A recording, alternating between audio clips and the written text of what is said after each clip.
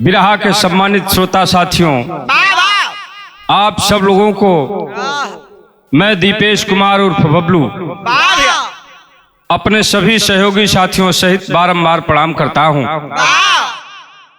आप लोगों के कई बार कहने पर आज एक बार पुनः इंडियन म्यूजिक संसार में भाई अजय जी की देखरेख में एक छोटा सा मार्मिक प्रसंग भेज रहा हूं। विश्वास है आप लोगों को पसंद आएगा। 4 लाइन की भूमिका में हमारे कवि जी ने आज के समय के लोगों के विचारों को व्यक्त किया है। आज फरियाद किससे करेगा कोई, जबकि जल्लाद सब ही दिखाते यहाँ। किसको रक्षक कहें किसको भक्षक कहें, मान अपमान से हैं गिराते यहाँ। किसको अबला बेचारी कन्हैया कहें, जबकि सब ही दुशासन नजर आ रहे।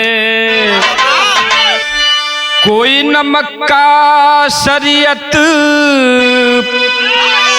चुकाएगा क्या,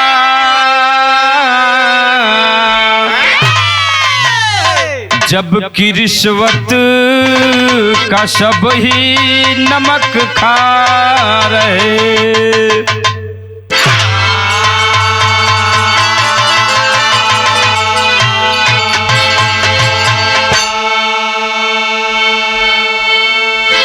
आज फरियाद किससे करेगा कोई, आज के समय में किससे कौन क्या फरियाद करे, किसी से क्या आशा रखे। इसीलिए हमारे कवि जी ने लिखा कि आज फरियाद किससे करेगा कोई, जबकि जल्लाद सब ही दिखाते यहाँ। किसको रक्षक कहें किसको भक्षक कहें, मान अपमान से हैं गिराते यहाँ। किसको अबला बेचारी कन्हैया कहे, आज की अबला बेचारी जो बहनें हैं किसको कन्हैया कहें। क्योंकि आज के परिवेश में, आज के समाज में दुशासन हर गली हर नुक्कड़ पर मिल जाएंगे। कोई नमक का शरीयत चुकाएगा क्या, जबकि सब ही रिश्वत ले रहे हैं। रिश्वत का जहर पूरे देश में बह रहा है। किसी गरीब का कोई क्या भला करेगा। आइए एक यह मार्मिक कहानी आप लोगों के बीच जा रही है। एक लाइन का कव्वाली भैया।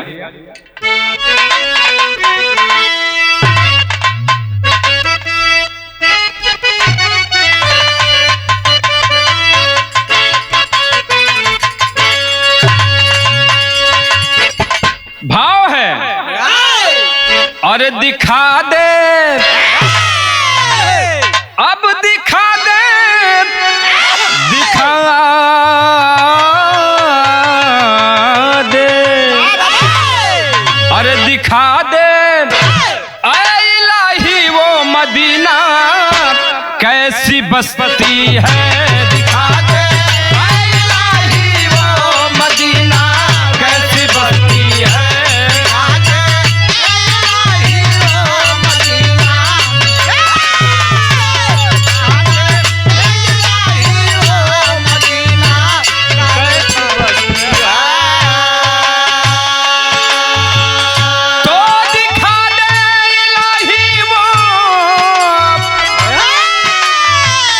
मदीना कैसी बस्ती है,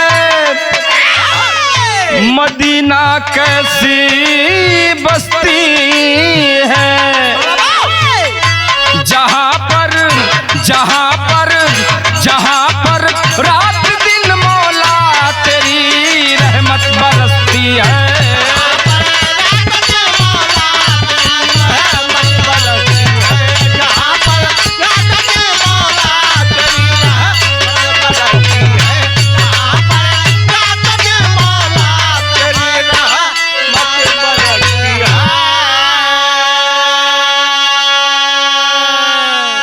गीत के ओरिजिनल भाव, लेकिन इसी भाव में हमारे कवि जी ने लिखा है क्या कि सिसकती अब सिसकती शर्म से सांसे कलम लिखने से कतराती।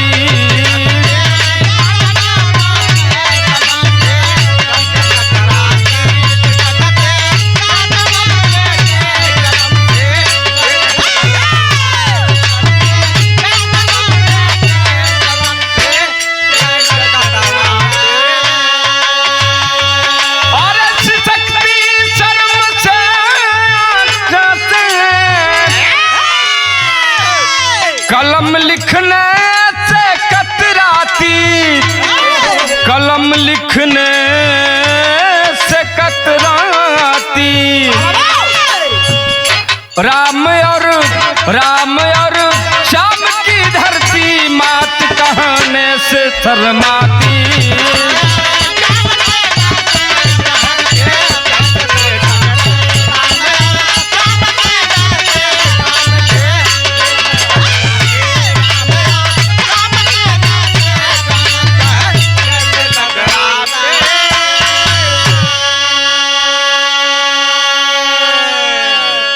आज के परिवेश में, आज के समाज के लोगों का विचार और सब ही नहीं, कुछ लोगों के विचारों को देख करके हमारी माँ भारती भी सिसक रही हैं।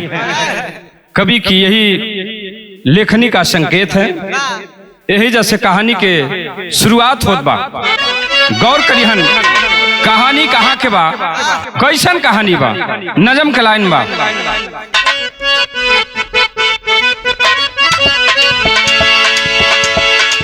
नारियों को जहाँ सम्मान दिया करते थे, आबरू के लिए सब जान दिया करते थे, वहीं पर नारी आज बन गई खिलौना है। सुनो बंगलोर की कहानी जो घिनौना है। दीनानाथ की रेखा बेटी सयान हुई, दीनानाथ की रेखा बेटी सयान हुई, दीनानाथ की रेखा बेटी सयान हुई। रूप की रानी अब तो दूजिया की चान हुई, रूप की रानी अब तो दूजिया की चान हुई।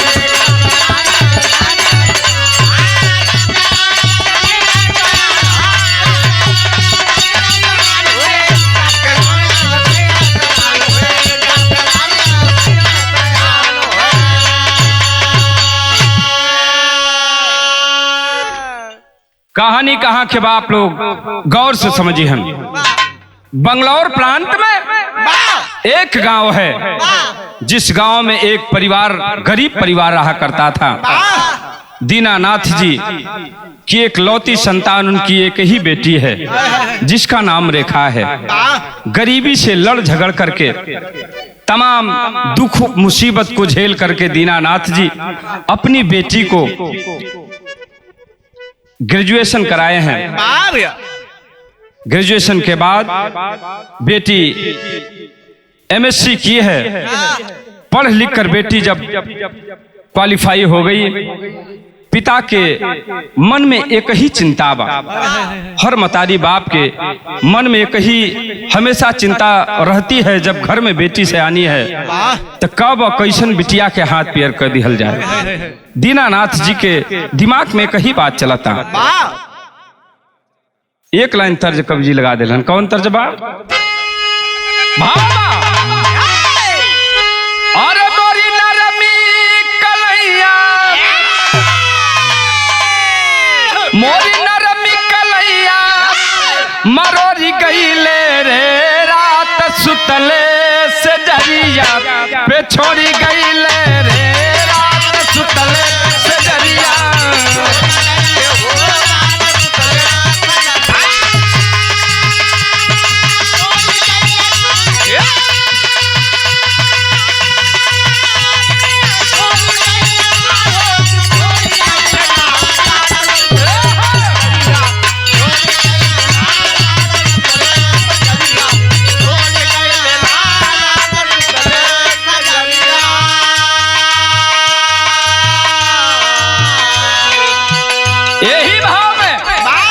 कवि जी लिखलन। देखिए, लोग कहते हैं कि देश आजाद हो गया, हमारा भारतवर्ष आजाद हो गया है। लेकिन मैं मानता हूँ हिंद आजाद हुआ लेकिन परेशानी न गई, परेशान होने की कोई भी निशानी न गई। आज भी ऐसे ऐसे कुरीतियां हमारे देश में हैं जिससे रोज ना जाने कितनी बहनें आत्महत्या कर रही हैं, ना जाने कितने घर उजड़ रहे हैं। यही भाव में हमारे कवि जी दिखावतरन आखिर ऊ दिक्कत का बा विशेष।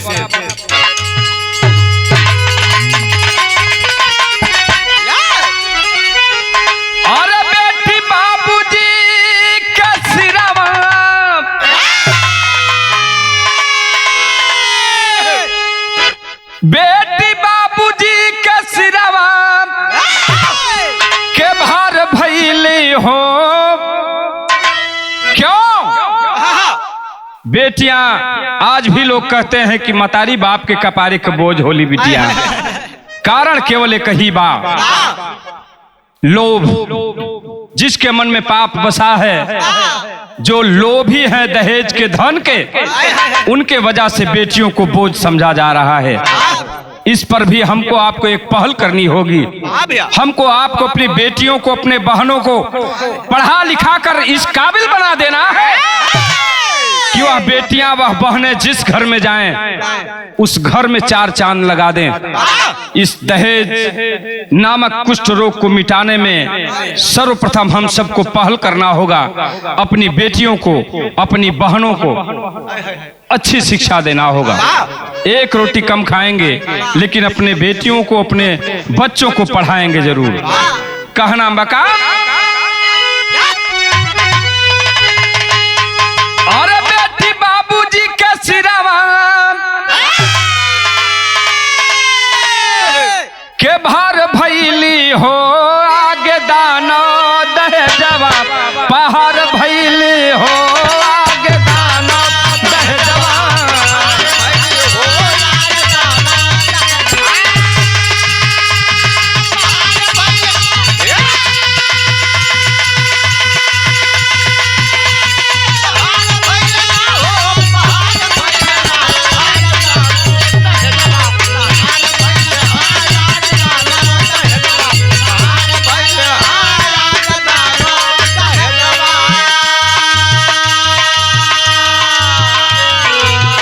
ए भैया गौर करिहन, दीनानाथ जी के एक ही चिंता बा, बिटिया के हम पढ़ा देली, लिखा देली, बिटिया के हाथ पैर कैसे करी।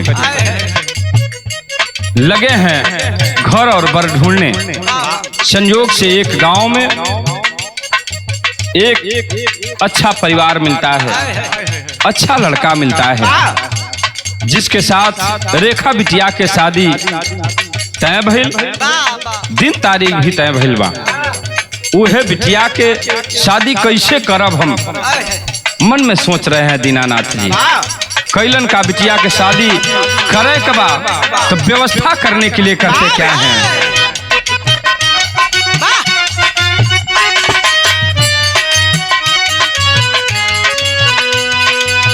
बिटिया बदे चले सगरी जमीनिया,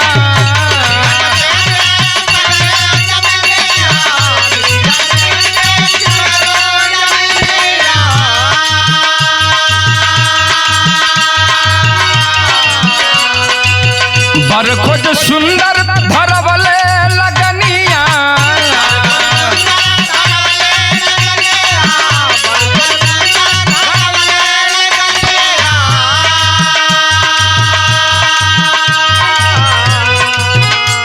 जितना भी जमीन है दीनानाथ जी के पास बेच देते हैं। जमीन बेच करके जो पैसा मिलता है उससे शादी में बेटी को दहेज क्या देना है, जरूरत का सामान खरीदते हैं। खरीद करके लेकर के आते हैं घर पे। अब शादी की तैयारी होखे लागल, खाना पीना के तैयारी होत बा। जौने दिन शादी के दिन धराइल बा, बारात द्वार पे आई है। हो क्या रहा है, और बाजे सहनाई द्वारे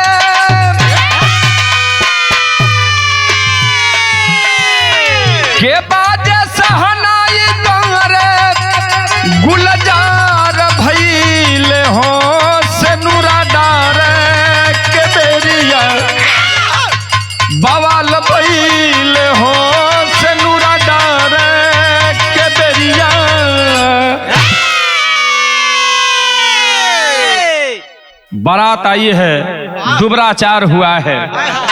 अब माड़ो में भवरी घूमे के समय बा, सिंदूरदान के समय बा।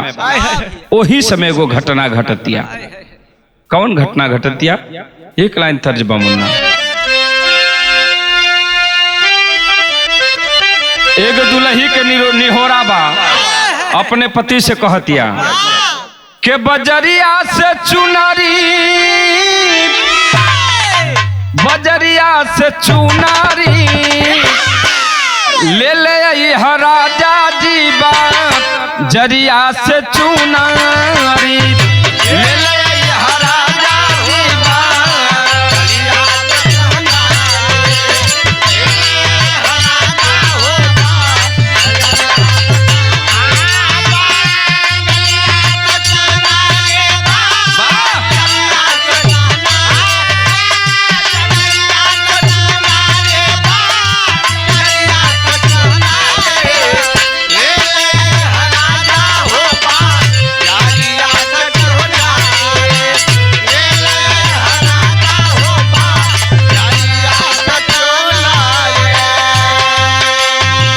यही भाव में आज देखा दीनानाथ जी के द्वार पर जे घड़ी सिंदूरदान के समय बा, वही समय घटना घटल।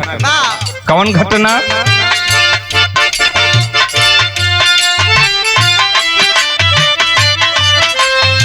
मड़ुआ में शिकारी, मड़ुआ में शिकारी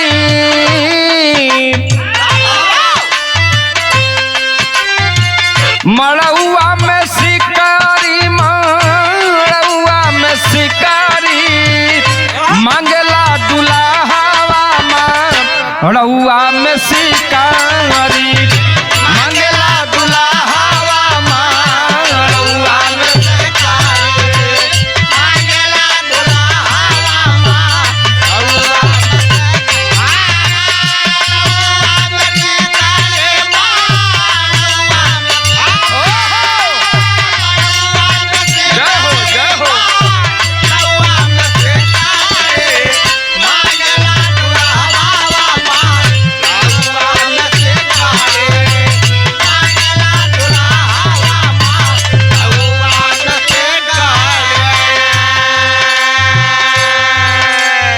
सिंदूरदान के समय जो दूल्हा आया है, जिसका नाम अशोक बताया गया, सिंदूरदान करने से पहले दीनानाथ से एक बात कह रहा है। ऐ दीनानाथ, मैंने आपसे दहेज में कुछ नहीं मांगा। इसका मतलब यह नहीं है कि आप कुछ नहीं देंगे। एक काम करना होगा आपको। मैं अभी जो कह रहा हूं वह सामान ला करके आपको देना होगा मुझे।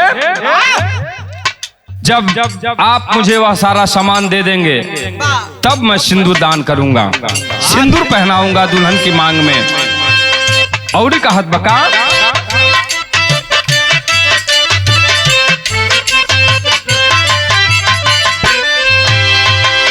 सुना केवल सिकरी ही ना और कुछ मांगत बा। अब ही ले आदा औरी हमके देखा दा, अब ही ले आदा औरी हमके देखा दा, अब ही ले आदा औरी हमके देखा दा। फ्रिज कूलर टीवी चलते जल्दी दे आदा,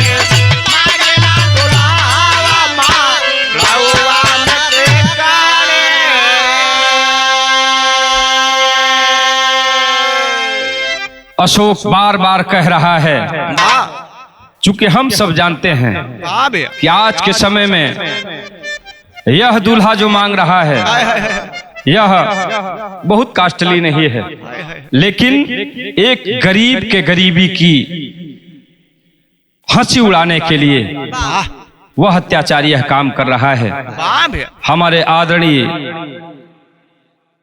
कवि जी श्री गंगाराम कवि जी ने लिखा है कि गरीबी गरल से बढ़कर गरीबी जान लेती है, गरीबी गरल से बढ़कर गरीबी जान लेती है, हया से हीन कर देती धर्म ईमान लेती है। गरीबी ये दुनिया में भगवान केहू के न दे, मौत दे दे ठीक बा, लेकिन गरीबी न दे। उस गरीब की हंसी उड़ा रहा है वह लड़का। एक बात और कहत बा, एगो तर्ज लग गई।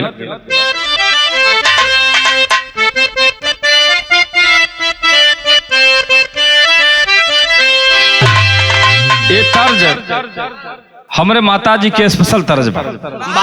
आदरणीय हमारे गंगा कवि जी के अर्धांगिनी हमहन के माता जी ई गावत रही, तब हमार कवि जी लिखलन। कौन तर्ज बा? अरे अंगना बोहारी के दुआरवा घुरावा लावाली,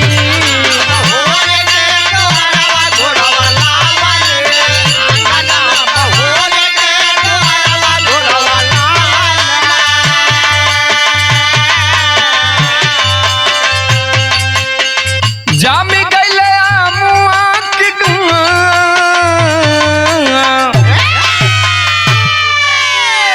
अरे जामी गईले नीमिया के गंगा छे बाबा मोतोर फुलवा बारी। यही भाव में आज अशोक दीनानाथ जी से कह रहा है, क्या कहत बा के बीबी संग टीबी जा हमारा के मिली है,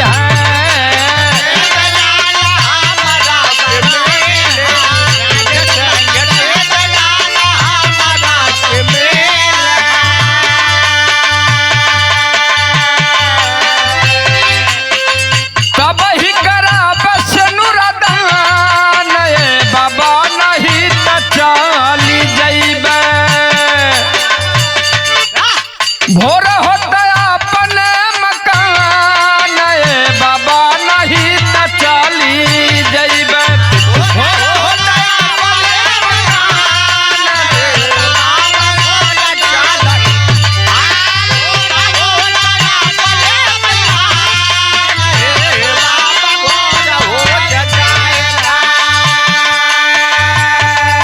एक एक करके अशोक की फरमाइशें बढ़ी जा रही हैं। इतनी बात को जिस समय दीनानाथ जी ने सुना है, दीनानाथ जी की आंखी से झरझर आंसू बहत बा।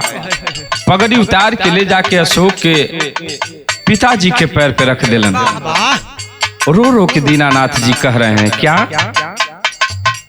रखल उतार बाबू पैरवा पे पगारी,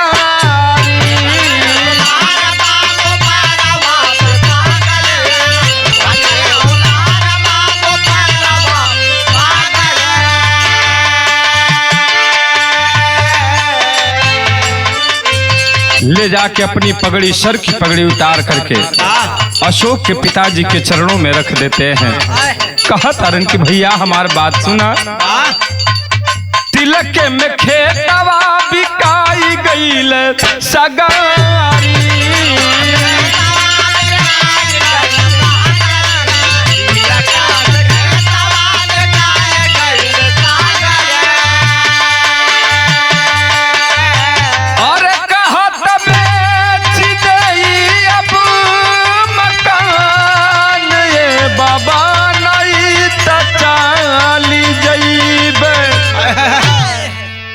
दीनानाथ जी रो रहे हैं। ए भैया, हमारा खेत बाड़ी जितना था, जगह जमीन जितना भी था, सब बेच करके तिलक में आपको हमने दे दिया। रुपया पैसा अब हमारे पास कुछ नहीं बा। आप जितना फरमाइश कर रहे हैं आपने तो पहले कहा था कि मुझे दहेज नहीं चाहिए, लेकिन अब मैं इतना सब कहां से ला करके दे सकता हूं? एक काम करिए, केवल हमारा यह घर बचा हुआ है, अगर कोई मेरा यह घर ले ले तो इस घर की कीमत हमें दिलवा दीजिए, जो कुछ मिलेगा आपको मैं दे दूंगा। यह बतिया के रेखा बिटिया दीवार के ऊपर से सुनतिया, और बिटिया अपने पिताजी की इतनी बात जब सुन ले बा, बिटिया के बजर के छाती फाटा था। विदेशिया लगा के आवा भैल का।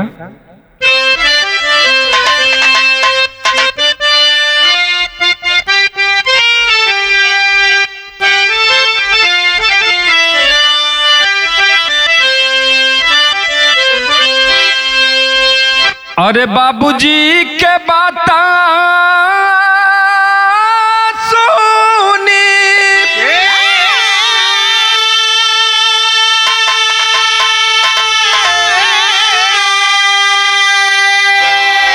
चोट लागल यारा पे,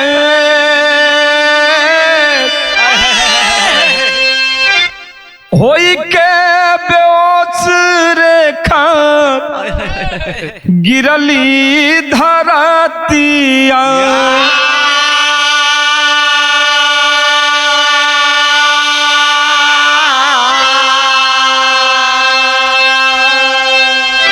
दुल्हा कहे कि इनका कवनो बीमारी बाटे, बिन ब्याहे वापस चली गईली रे बरातिया।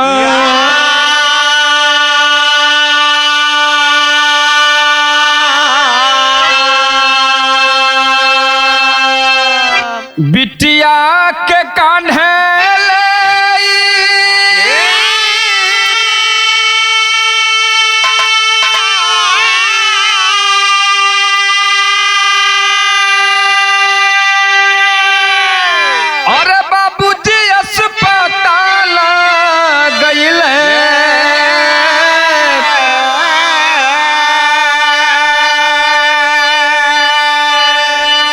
देखले सुरेंद्र डॉक्टर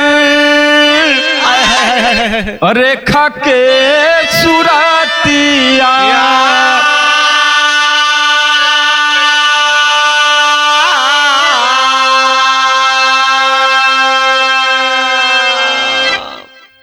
जिस समय रेखा बेहोश होकर के गिर गई है, अशोक डांट करके बोला है, ऐ दीनानाथ, तेरी बेटी को पहले से कोई भयंकर बीमारी है। अच्छा हुआ आज ही पता चल गया, मैं इससे शादी नहीं करूंगा। बारात लेकर वापस चले जाते हैं।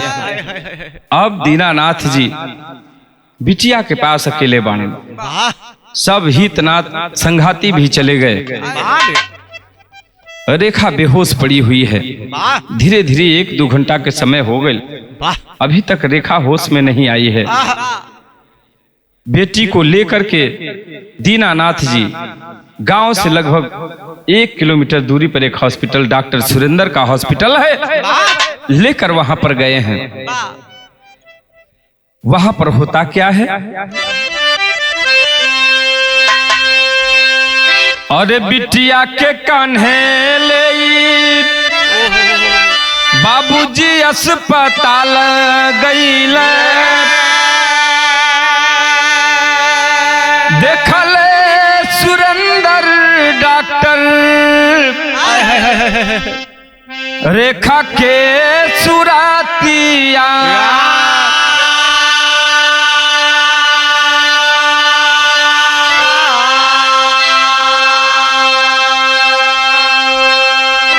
धैले कलाई पापा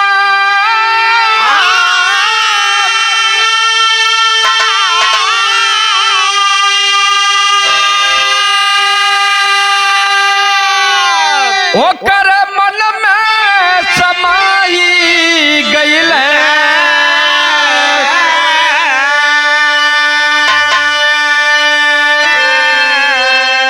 अरे गईले भूला पद के की मातिया गईले भुलाई अपने पद के की मतिया गईले भुलाई अपने पद के की मतिया।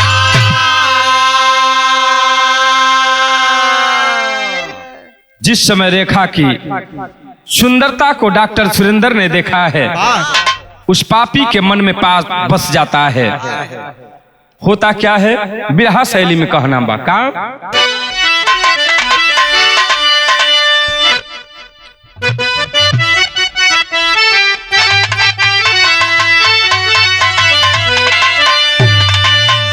अरे आजादी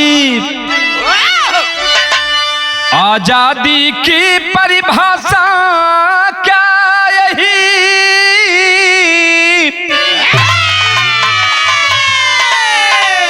हो, आजादी की परिभाषा क्या यही, चुनरी बनी कफन जब हुई नहीं है शादी शादी शादी शादी शादी।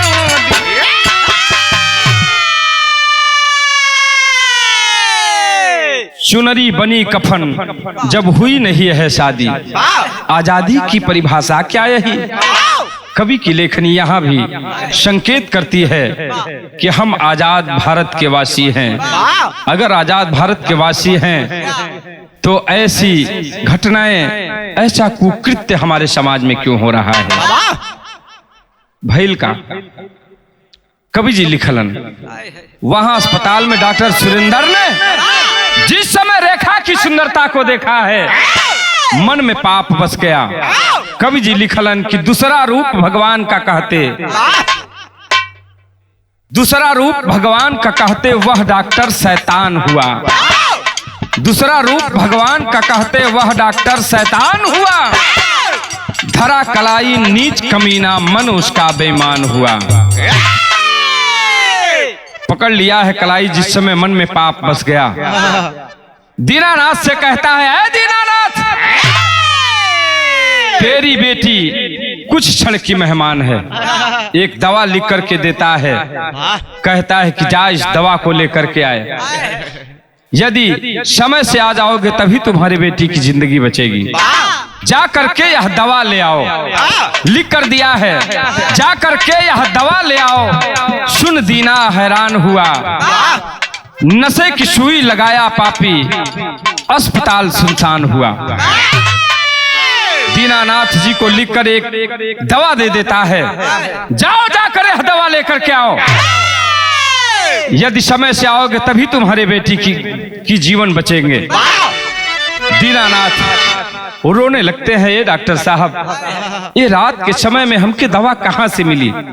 स्टोर भी शायद बंद ही होंगे, आप ही कुछ करिए। लेकिन उस पापी के मन में पाप बसा है, वह एक नहीं सुनता है।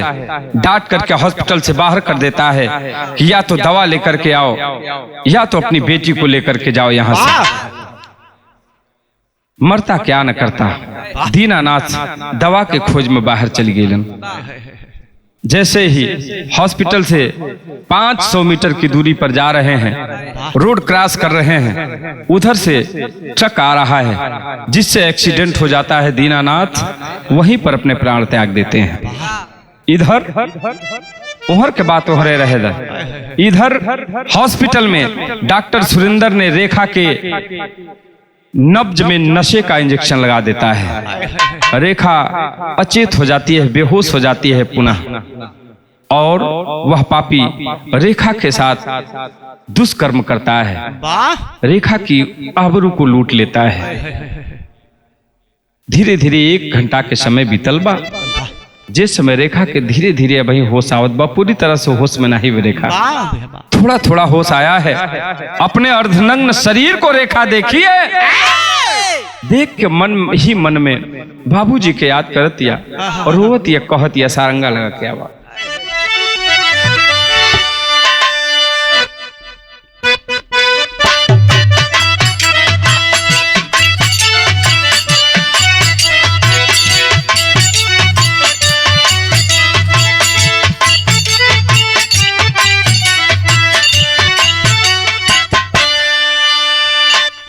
रोवेली रेखा देखी अपने बदन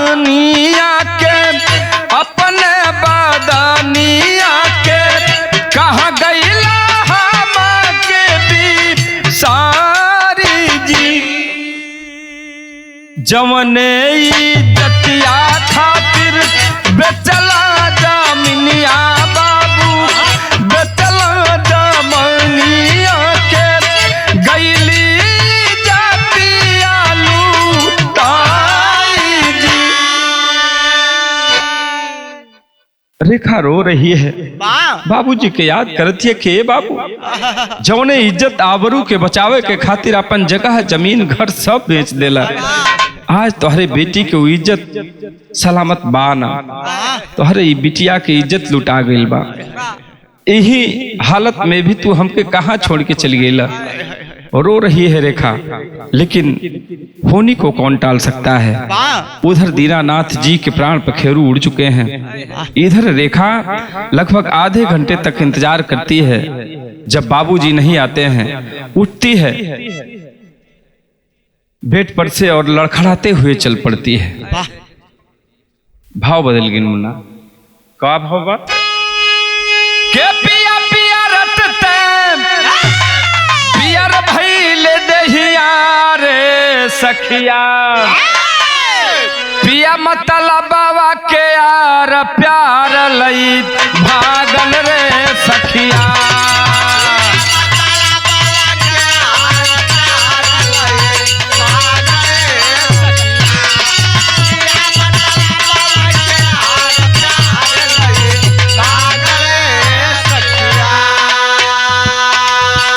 ओरिजिनल भाव, लेकिन यही भाव में कवि जी लिखलन रेखा उठ के चल पड़ी है, अभी पूरी तरह से होश में नहीं आई है, पैर लड़खड़ा रहे हैं, रख रही है यहाँ, लेकिन पड़ जा रहा है वहां।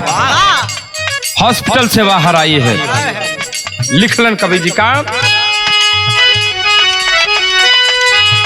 और रोवेली रेखा देखी, और रोवेली रेखा अपनी बदनिया रे पपिया, अरे रहिया चलत लड़खड़ात घात अब कैले रे पपिया।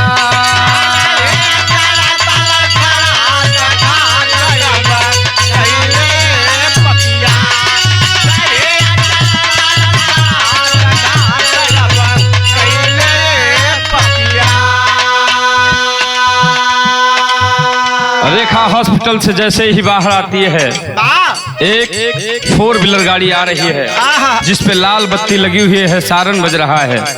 भैल का गईले विधायक बलबीर सिंह भेटाई,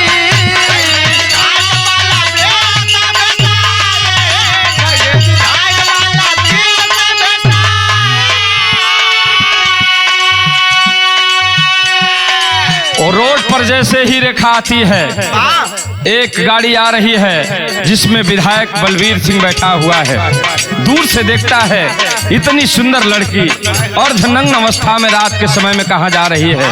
जाती है, विधायक बलबीर बोलता है कि कौन हो बेटी, क्यों इस रात में घूम रही हो, टहल रही हो। जिस समय रेखा ने विधायक बलबीर के मुंह से बेटी शब्द सुना है, जाकर के विधायक के पैर को पकड़कर रो रही है, अपने सारे दास्तान को बताती है। बलबीर कहता है कि चल बेटी मैं तुझे इंसाफ दिलाऊंगा। त गईले विधायक बलबीर सिंह भेटाई, और थाने के बहाने अपने कोठरी में लाई।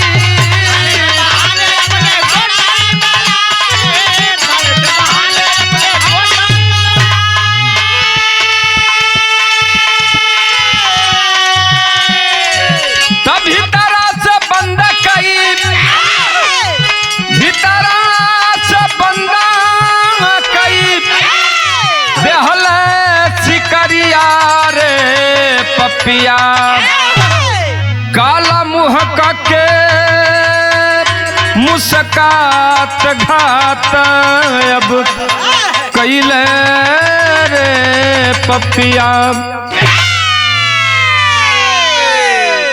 बोला है कि चल मैं तुझे इंसाफ दिलाऊंगा, लेकिन थाने के बहाने अपने घर पर लेकर जाता है, अपने क्वार्टर पर दरवाजा बंद कर देता है। विधायक बलबीर भी वही कुकर्म करता है जो कुकर्म डॉक्टर सुरेंद्र ने किया है। और उसी क्वार्टर में उसे बंद करके रेखा को विधायक बाहर चला जाता है। खुद काबा पापड़ लगा के आवा।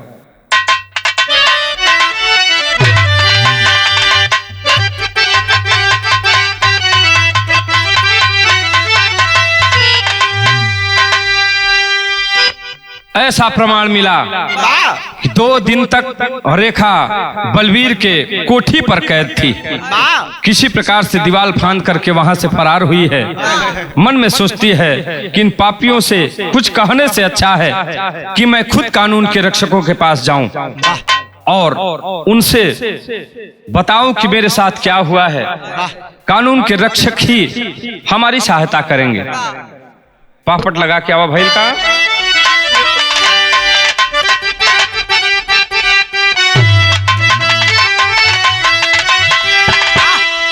अरे खुद ही रेखा चली रपट लिखवाई आई थाने में।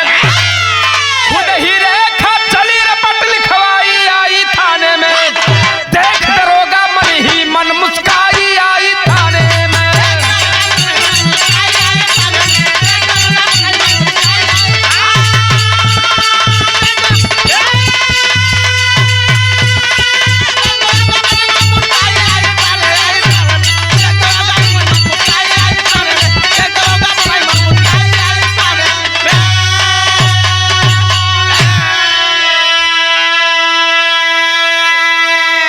रेखा खुद ही आई है। एक थाना है करीब में, थाने पर रेखा पहुंची है। जा करके मुझे स्वयं अपने आबरू मेरे साथ जो कुकर्म हुआ है उसका बदला कैसे लेना है, कानून से मैं जाकर के गुहार लगाऊंगी। रेखा पहुंच गई है थाने में। पहुंचने के बाद वहां थाने में क्या हो रहा है। अरे रूप हसीना देख कमीना, वर्दी पहनकर बैठने वालों ध्यान देना होगा। मां बहन बेटियों की इज्जत आबरू को बचाने के लिए आप लोगों को तैनात किया गया है। यदि रक्षक ही बक्षक हो जाएंगे तो हमारा यह देश हमारा नहीं रह जाएगा। उस थाने में जो दरोगा बैठा है वह भी जिस समय रेखा की सूरत को देखता है, देखकर उसके भी मन में पाप बस जाता है। करता क्या है, और रूप हसीना देख कमीना, नीयत किया खराब हो, बंद किया कमरे के अंदर, पीने लगा शराब हो।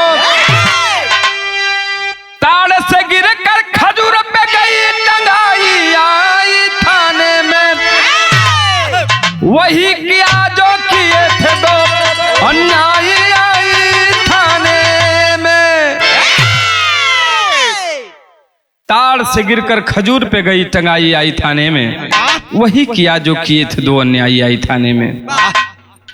वह दरोगा भी रेखा के साथ वही कुकर्म करता है जो विधायक बलवीर और डॉक्टर सुरेंद्र ने किया था। आगे का होत बा कहानी तनी गौर से सुनिहन लोग। ये लिए ये कहानी हमारे शीशा नियन एकदम फरियाद जात बा। अल्लाह के लाइन लगा के आवा।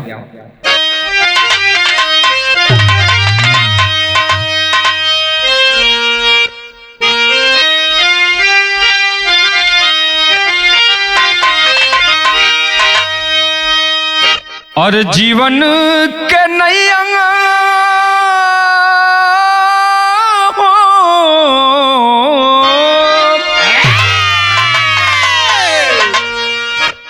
मन ही मन रेखा सोच रही है कि जीवन के नैया हो बावर बीच डोले भैया।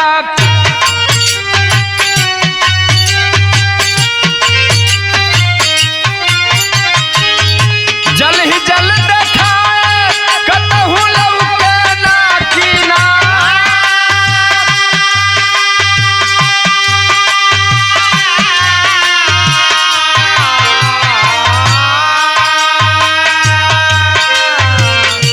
जो गवलई जातिया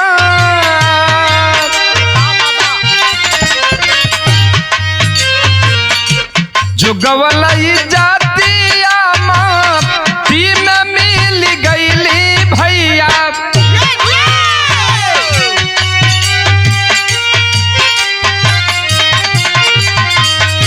सोचेली रेखा जाई के करा दुआ।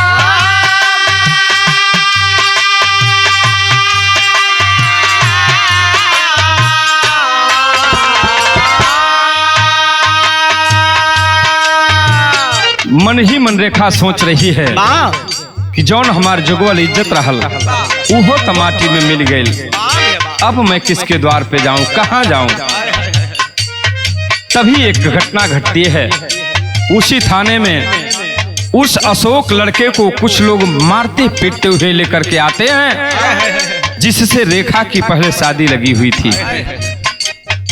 एक लड़की भी पीछे से आ रही है, जाकर के उस दरोगा से बता रही है, ऐ साहब इस पापी ने मेरी इज्जत को लूट लिया है।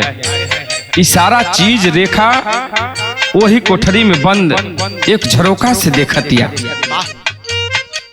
दुल्हा, डॉक्टर, थानेदार ये सब बाड़न।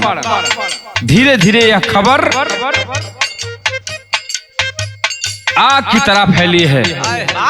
पत्रकार लोग भी आ गए हैं वहां पर। चुनाव भी सर पर है। विधायक बलबीर सोचता है कि चलूं वहां पर, चलकर कुछ पोज पानी बनाऊं, मेरा वोट बैंक बढ़ेगा। विधायक बलबीर भी आ जाता है और उस लड़की का परीक्षण करने के लिए डॉक्टर सुरेंद्र भी आ जाता है। चूंकि उस लड़की ने बताया है कि मेरा बलात्कार हुआ है। होत का बाप कोठरी से देखे रेखा,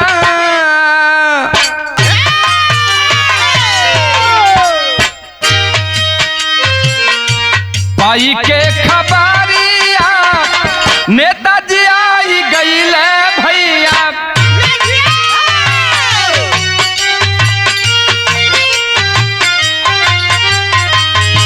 कोठरी से देखो रेखा करेली विचार।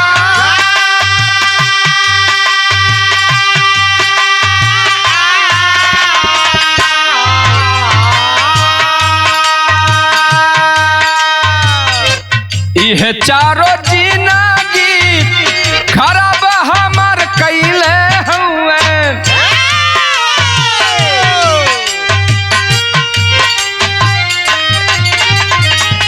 सबसे कसूरवार हमारे मांगी के सिंगार।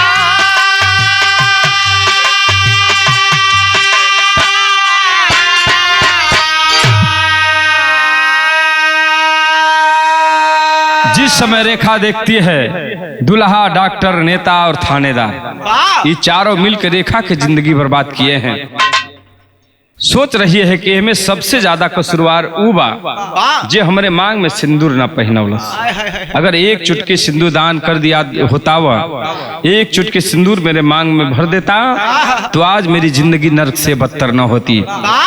जिस कमरे में बंद है वह कमरा किसी और का नहीं, उसी दरोगा का है जो थाने में तैनात है। उसी कमरे के बगल में वर्दी टंगी हुई है, उसी वर्दी में रिवाल्वर भी रखी है जिसमें 6 गोलियां लोड हैं। उठा लेती है हाथ में रिवाल्वर और रेखा करती क्या है, आखिरी भाव लगा के आवा।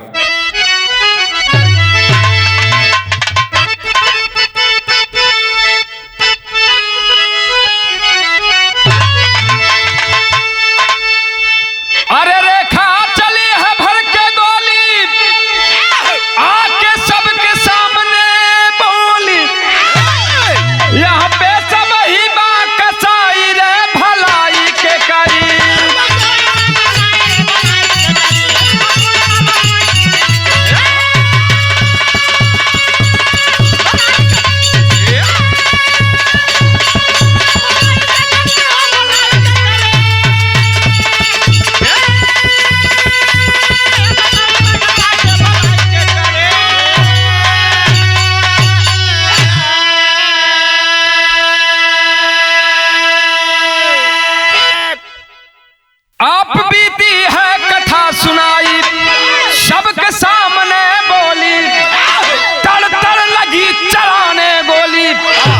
मची खून की होली तो गिर गए चारों ताई, अरे भलाई के करी। हाथ में पिस्तौल उठाती है रेखा, दरवाजा खोल करके आ जाती है पूरे समाज में सबके सामने, लगी है तड़ गोली चलाने। 4 गोली में 4 पापियन के संहार बहिन कैलस। कब के कर मौत भइल, कौने गोली से के मरल, बतावत है कैसे। दुल्हा डॉक्टर नेता के संग गिर गए थानेदार,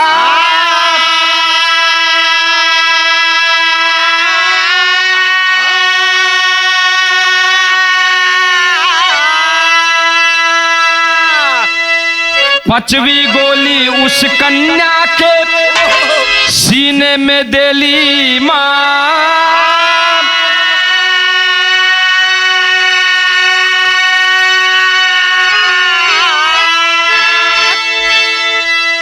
सबसे पहले उस लड़के को गोली मारती है रेखा, जिससे रेखा की शादी होने वाली थी। उसके बाद डॉक्टर, उसके बाद विधायक और थानेदार। 4 गोली में 4 पापियन के मरलस। 5वीं गोली उस लड़की के सीने में मार देती है रेखा, जो लड़की आकर के थाने में रिपोर्ट लिखवा रही है कि इस लड़के ने मेरी इज्जत को लूट लिया है। मार करके कहती है, ऐ बहन, तू जहां जहां इंसाफ मांगने जाएगी वहां पर तेरी आबरू लूट ली जाएगी। इस दुनिया से चला जाना ही तेरे लिए अच्छा है। एक ही गोली अब बचल बा, 5 गोली में 5 लोग मरी गए।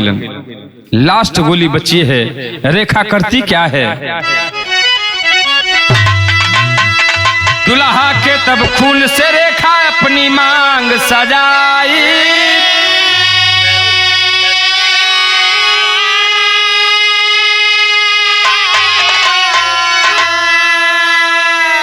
और खून से लपट गिरी धरा पर अंतिम गोली खाई, चुनरी खून में रंगाई हो भलाई के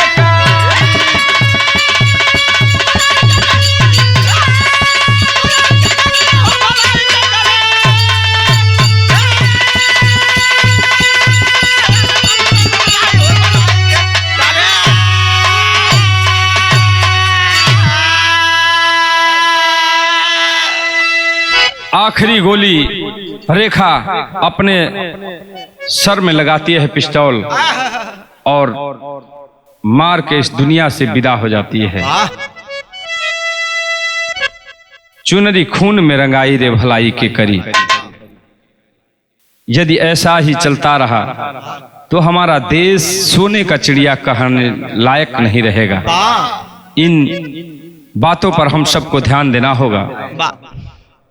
यही से हमारी कहानी समाप्त होती है। गुरु घराने का परिचय बा।